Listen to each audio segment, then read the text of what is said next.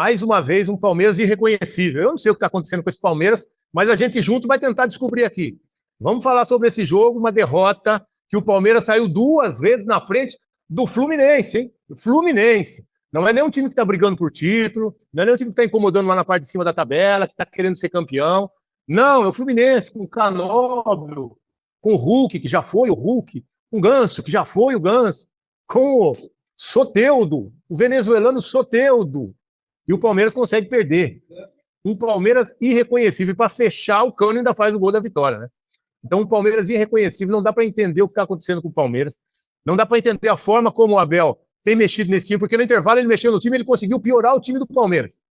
A mexida do Abel no intervalo piora o time do Palmeiras. O Palmeiras ficou do primeiro minuto do segundo tempo até o 30º minuto, quando ele mexe e dá uma arrumada, dá uma melhorada, dá uma arrumada, o Palmeiras dá o primeiro chute no gol. Então, quando mexe, piora. O time do Palmeiras conseguiu ser pior do que o do primeiro tempo.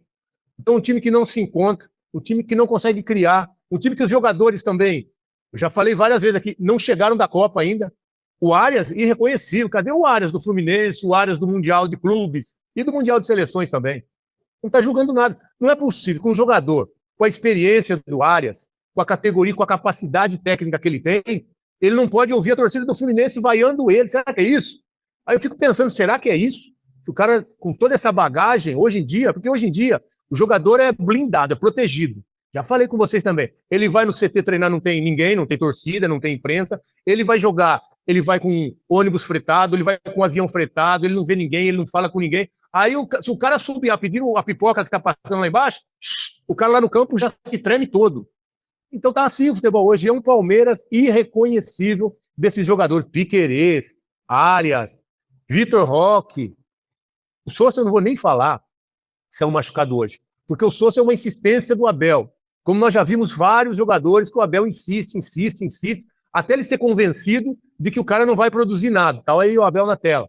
Enquanto ele não for convencido de que o cara não vai produzir, é o caso do Sousa agora, e já foi Atuesta, e já foi Luan, e já foi Felipe Anderson, agora é a vez do Sousa. Enquanto ele não for convencido de que o cara não vai conseguir produzir, ele vai continuar insistindo. E normalmente, para ele ser convencido, demora uns 2 anos. Demora uns 2 anos para ele se convencer que o cara não tem capacidade para entregar no Palmeiras. Para ele se convencer que ele não tem capacidade para jogar nesse time. Então, o time do Palmeiras hoje, o time que esse ano ganhou o Paulista, é verdade. O ano passado não ganhou nada. E o ano retrasado ganhou só o Paulista também.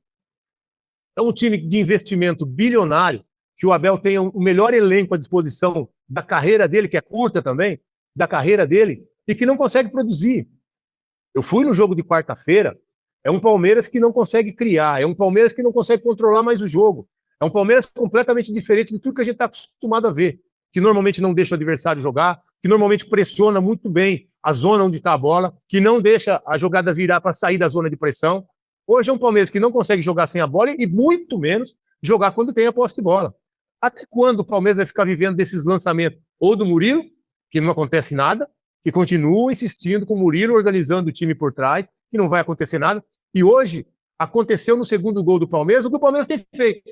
Bola longa agora do Carlos Miguel, que tem raspadinha do Flá, para o Maurício fazer o gol. Aliás, o que o Maurício está fazendo? Está aí o gol, lance. A bola está no pé ali do Carlos Miguel. Ó, temos o vídeo. A raspadinha do Flaco e o Maurício finalizando. Aí eu quero perguntar para vocês, que a gente tem falado isso há muito tempo. Do que estava jogando o Flaco quando ele dá essa raspadinha para o Maurício? De centroavante. O jogador referência. Não era o meia para o Tigrinho ser o centroavante. Não era o meia para o Sousa ser o centroavante. Não, era o Flaco o centroavante e o meia era o Maurício. Ou seja, a gente tinha um centroavante e tem um meia-meia. E quando joga o Sousa, ele não é centroavante. Quando joga o outro jogador ali por dentro, o Sousa ali e o Flaco por trás, aí o Sousa não é centroavante e o Flaco não é meia. E o Flaco não é meia. Aí as coisas se equilibram. Quando o Flaco vai ser centroavante e quando o Maurício vai ser meia. Aliás, não dá para entender. O Maurício jogou. Depois da Copa, ele tinha feito 4 gols. Ele não entrou contra o Cerro em casa. Deixa eu só confirmar isso aqui. Palmeiras e Cerro. Não entrou. O Maurício não entrou contra o Cerro em casa e o Palmeiras empatou contra o Cerro 1-1. Um jogo horroroso do Palmeiras pela Libertadores. Valendo vaga para as quartas de final. O Palmeiras joga em casa contra o Cerro Porteño. Sai ganhando com um jogador a menos. Erro da arbitragem expulsar o André, está tudo certo. Mas o Maurício não jogou. Depois da Copa do Mundo, o melhor jogador do Palmeiras é o Maurício. Depois que voltou da Copa do Mundo, aliás, o Palmeiras, quando tem parada de data FIFA, e foi de novo agora, só que foi para a Copa do Mundo, ou seja, 50 dias de parada, o Palmeiras tem voltado muito pior. Muito pior. E depois da data FIFA, agora da Copa do Mundo, que parou 50 dias, daí ficou irreconhecível. Não dá para entender esse Palmeiras que está jogando hoje, que não consegue ter posse de bola, não consegue construir, não está conseguindo administrar um jogo. O Palmeiras fez o gol aos 36 do segundo tempo, conseguiu de novo. Saiu com vantagem no primeiro tempo, cedeu o empate. Saiu com vantagem aos 36 do segundo tempo, com esse gol que nós vimos aí, a raspadinha do Flaco pro gol do Maurício. E aí o que acontece? 36 minutos do segundo tempo. Consegue tomar a virada. É gol aos 39, é gol aos 48, toma a virada do Fluminense.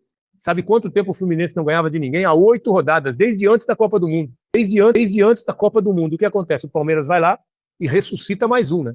Já foi assim com o Vasco, já foi assim com o Galo, agora é assim com o Fluminense. Agora de novo contra o Fluminense, que não precisa criar muito. Aliás, o que a gente tem percebido é que a bola aérea, na área do Palmeiras está sendo os deuses dos acudos. Aliás, os 3 gols hoje foram assim.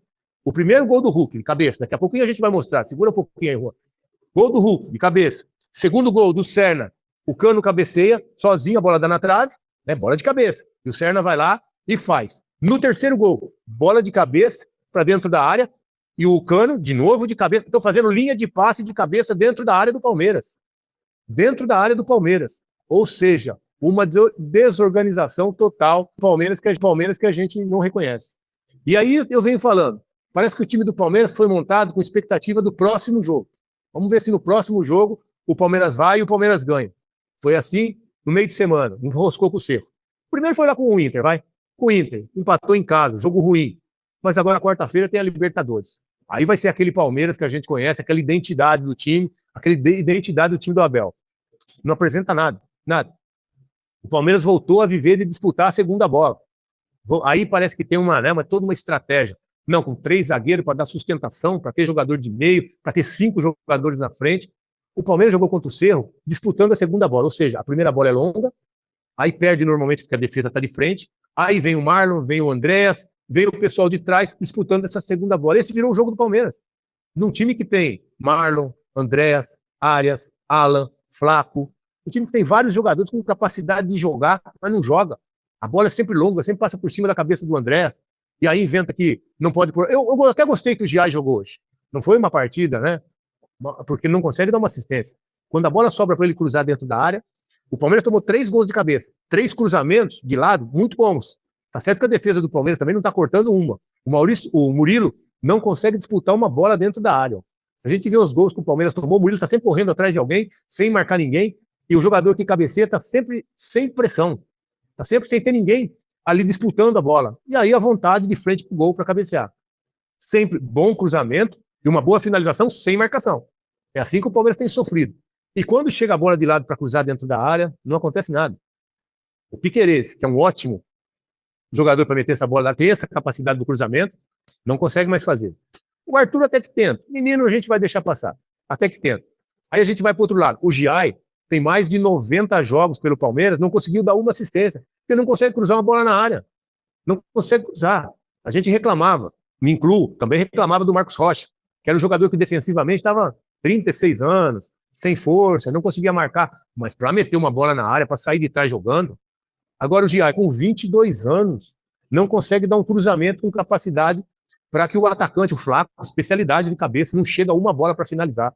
Então o Palmeiras está vivendo no futebol pobre, de jogada de longa distância, aquele time, de novo, de ligação direta, e não adianta o Abel ficar bravo, porque é isso que está acontecendo. E no intervalo, ele consegue piorar o time do Palmeiras. Olha a mexida dele. Ele colocou, então, o Sousa e o Arthur. O Sousa no lugar do Vitor Roque. A saída do Vitor Roque eu entendo. A saída do Vitor Roque é porque o Vitor também não está conseguindo. O Vitor Roque precisa de 10 jogos, que a gente viu quando ele chegou no Palmeiras. Tempo sem jogar, tropeçava na bola, não fazia gol, ficou 15 jogos sem fazer gol, não vai. E está vivendo isso de novo. Então eu entendo, deixa ele no primeiro tempo ou deixa no segundo, mas a gente sabe que ele vai pisar na bola, não vai acertar um passe, a gente sabe que vai acontecer isso. Mas daqui a pouquinho ele acerta, se entrosa com o Flaco de novo, vai a gol de um, gol de outro, vai acontecer. Mas não nesse momento não está acontecendo. Então eu entendo a saída do Vitor Roque. Eu só não entendo a entrada do Sousa. que é esse jogador de novo que o Abel acha que vai resolver. Porque é simples. O que ele fez quando ele percebeu que a substituição dele no intervalo foi mal feita e o Palmeiras não chutou uma bola no gol em 30 minutos do segundo tempo. Desde a substituição que ele fez até a entrada do Maurício para ser o meia do Flaco. Quando entra o Maurício, o que acontece? O Flaco volta a ser centroavante, o Maurício volta a ser meia e pelo menos o Sousa vai jogar lá pelo lado.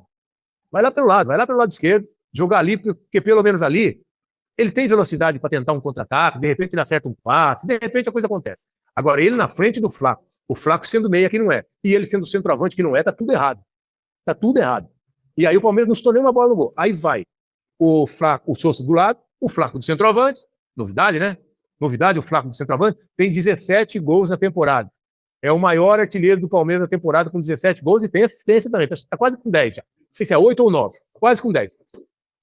E aí, ele faz essa alteração, resolve. O Palmeiras chuta a primeira bola no gol. Com o Sousa. O Sousa. O Maurício erra, é travado, dá sobra pro Sousa, ele chuta fora. Tá tudo bem. Mas o Palmeiras consegue, dentro da área, pelo menos, tentar uma jogada que termina com a finalização do Sousa, que a gente não pode esperar muita coisa. Aí, quando sai o Sousa e entra o Felipe Anderson, pronto, é o time que, no segundo tempo, com a entrada do Felipe Anderson no lugar do... Poderia estar o Arias. Mas como o Arias também parece que sentiu hoje os caras chamando o pipoqueiro, os caras, não chamando ele, chamando o pipoqueiro que estava passando na arquibancada lá mesmo, passando o sorveteiro, passando os caras na arquibancada, o cara subia pro cara ver ali e vinha atender. Os caras dentro de campo hoje parece que se borra todo. Os caras ficam todo borrado.